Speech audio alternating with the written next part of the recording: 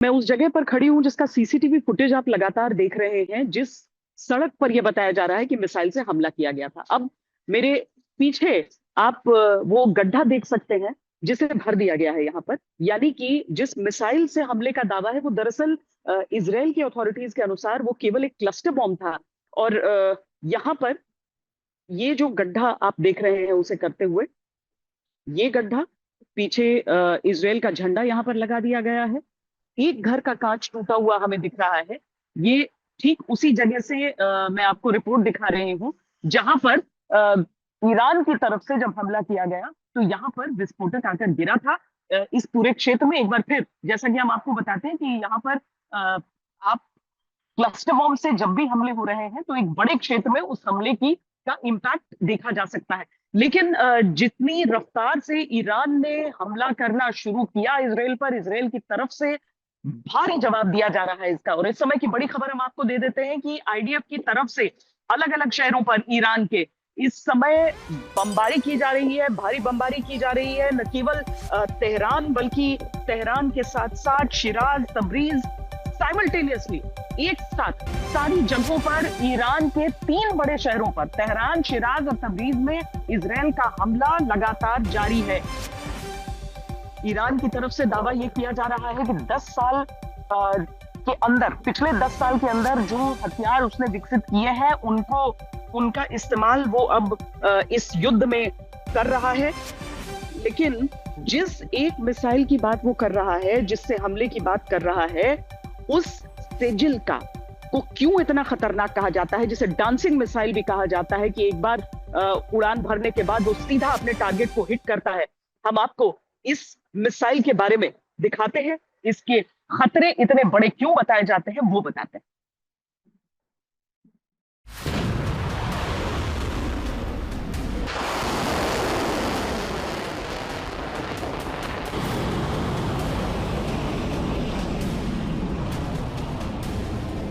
जब अमेरिकी सेना और ट्रंप के दावों से ऐसा लग रहा था कि युद्ध में ईरान में भारी नुकसान उठाना पड़ा है, जबकि माना जा रहा था कि अमेरिका इजराइल के ताबड़तोड़ हमलों से ईरान बुरी तरह से संकट में घिर गया है, तब इन अटकलों और अनुमान के बीच ईरान ने अपने जंगी भंडार से वो ब्रह्मास्त्र निकाला जिसने अमेरिका इजराइल को थर्रा दिया। सेजिल मिसाइल से इजराइल को टारगेट कर ईरान ने बता दिया कि आखिर युद्ध को लेकर उसका इरादा क्या है। सेजिल मिसाइल से किया गया ईरान का ये हमला बेहद ही घातक है,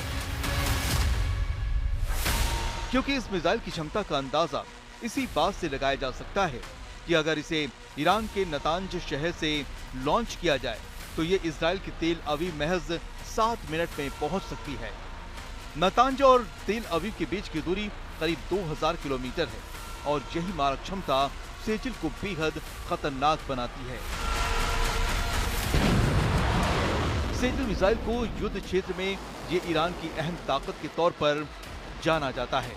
लंबे समय से ईरान इस मिसाइल की क्षमता को बढ़ाने में लगा है और अब अमेरिका इजराइल युद्ध के बीच ईरान ने इस मिसाइल का इस्तेमाल किया है। दरअसल सेजिल मिसाइल का पहला सफल परीक्षण 2008 में हुआ था और तब इसने 800 किलोमीटर की दूरी तय की थी। आधुनिक टेक्नोलॉजी और नेविगेशन सिस्टम का परीक्षण करने के लिए मई 2009 में इसे दूसरी बार लॉन्च किया गया। अमेरिकी think tank centre for strategic and international studies की माने तो सेजिल मिसाइल के कई वेरिएंट हो सकते हैं। 2009 में ईरान ने मिसाइल की टेस्टिंग को सेजिल 2 का नाम दिया था। एक रिपोर्ट में दावा यह भी है कि सेजिल 3 और भी बेहतर हो सकती है। सेजिल 3 में कथित तौर पर 3 चरण होंगे। अधिकतम रेंज 4000 किलोमीटर होगी और लॉन्च वेट 38000 किलोग्राम होगा। बड़ी बात यह है कि ईरान ने इस मिसाइल का 2012 के बाद सार्वजनिक तौर पर परीक्षण नहीं किया, जिससे इसकी तैनाती को लेकर अनिश्चितता बनी रही। करीब एक दशक के बाद 2021 में एक युद्ध अभ्यास के दौरान ईरान ने इसे फिर से लॉन्च किया था और अब 5 साल बाद इजराइल को टारगेट कर ईरान ने दुनिया को इसकी ताकत का एहसास करा दिया है। ईरानी नेताओं और सैन्य कमांडरों ने युद्ध की शुरुआत में भी ये बता दिया था कि आने वाले वक्त में वो अमेरिका और ईरान के खिलाफ आधुनिक और ताकतवर मिसाइलों का इस्तेमाल करेंगे। अब सेजिल से प्रहार कर ईरान ने उसी रास्ते पर कदम बढ़ा दिया है। ईरानी नेता लगातार कह रहे हैं कि वो ना तो सीज़फायर की बात कर रहे हैं, ना युद्ध से पीछे हटने को तैयार है। अब युद्ध के मैदान में ईरान और ताकत झोंकने में जुट गया है, जिससे साफ है कि मध्य पूर्व में जारी जंग और भी ज्यादा विध्वंसक रूप लेता जा रहा है। आज तक ब्यूरो। ईरान ने इस्तेमाल का दावा किया है सेजिल मिसाइल के। इजरायल अपनी तरफ से कह रहा है नहीं, क्लस्टर बॉम्ब का इस्तेमाल केवल हो रहा है। लेकिन ईरान जिस तरह के हथियारों का इस्तेमाल कर रहा है और जिस तरह के हथियारों के इस्तेमाल की चेतावनी दे रहा है, वो इस युद्ध में ईरान के इरादों को साफ कर रहा है।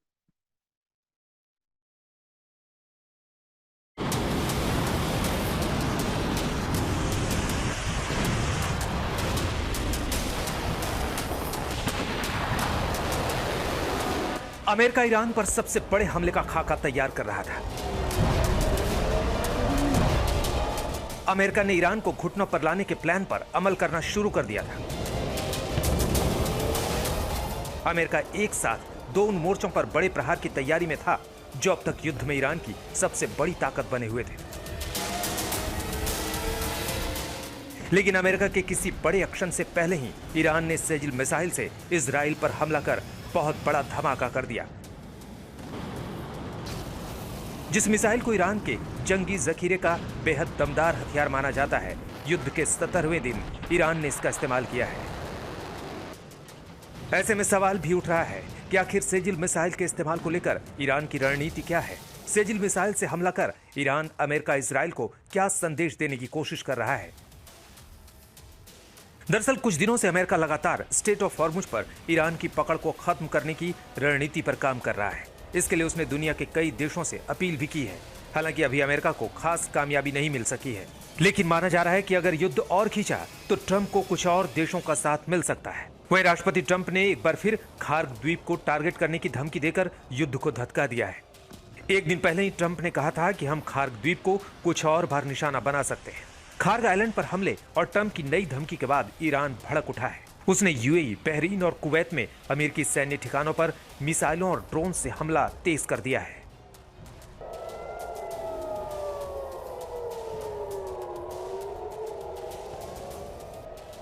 और खार्ग पर अमेरिका के दूसरे हमले से पहले ईरान ने सेजिल मिसाइल का इस्तेमाल कर दिया।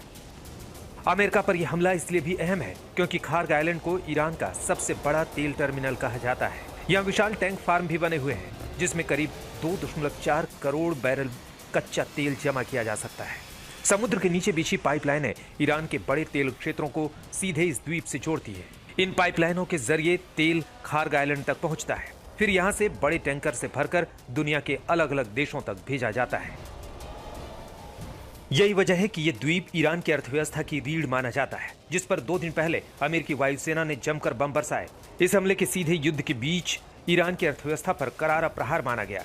उधर स्ट्रेट ऑफ हॉर्मुज और खार्ग आइलैंड पर अमेरिका के टारगेट को लेकर ईरान की ओर से भी चेतावनी दी गई और फिर सेजिल मिसाइल का इस्तेमाल कर ईरान ने युद्ध को और विध्वंसक बना दिया है। उधर ट्रंप भले ही बार बार ईरान को भारी नुकसान का दावा कर रहे हैं, लेकिन युद्ध थमेगा कब ये कहना उनके लिए भी संभव नहीं है। ईरान लगातार जवाबी हमले तेज कर रहा है, हर हमले का उसी ताकत से जवाब दे रहा है। ऐसे में युद्ध और भीषण होता दिख रहा है। आज तक ब्यूरो की तरफ से ये कोशिश की जा रही है कि स्ट्रेट ऑफ हॉर्मुज को लेकर बाकी देशों की मदद की जाए, बाकी देश आए, युद्धपोत अपने लेकर आए और ताकि उसको खुलवाया जाए अलग अलग देशों के लिए। अमेरिका की तरफ से ये कहा गया, लेकिन किसी ने भी आगे आने से इनकार कर दिया है। स्ट्रेट ऑफ हॉर्मुज कैसे खुलेगा, ये पूरी दुनिया की तो परेशानी है, लेकिन सबसे बड़ी परेशानी डोनाल्ड ट्रंप की। महायुद्ध शुरू होने से 11 दिन पहले तारीख 17 फरवरी 2026 ईरान के सरकारी मीडिया ने स्ट्रेट ऑफ हॉर्मुज के पास रेवोल्यूशनरी गार्ड्स के युद्धाभ्यास का वीडियो जारी किया, जहां कुछ घंटे के लिए ईरान के पास हॉर्मुज स्ट्रेट को बंद कर दिया जाता है। आईआरजीसी के नौसेना प्रमुख अली रेजा तंगसेरी पूरे युद्धाभ्यास की निगरानी करते हेलीकॉप्टर से देखते हैं और तभी ईरान की आईआरजीसी की नौसेना की टुकड़ी कुछ शिप और बोट्स पर मिसाइल से हमला कर देती है। एक नहीं बल्कि कई बोट पर मिसाइल से हमला करके ईरान ने महायुद्ध शुरू होने से 11 दिन पहले ही हॉर्मुज स्ट्रेट में वॉर का असली ट्रेलर दिखा दिया था। लेकिन अमेरिकी राष्ट्रपति ट्रंप ईरान की हॉर्मुज पहेली समझ ही नहीं पाए, उलझ गए।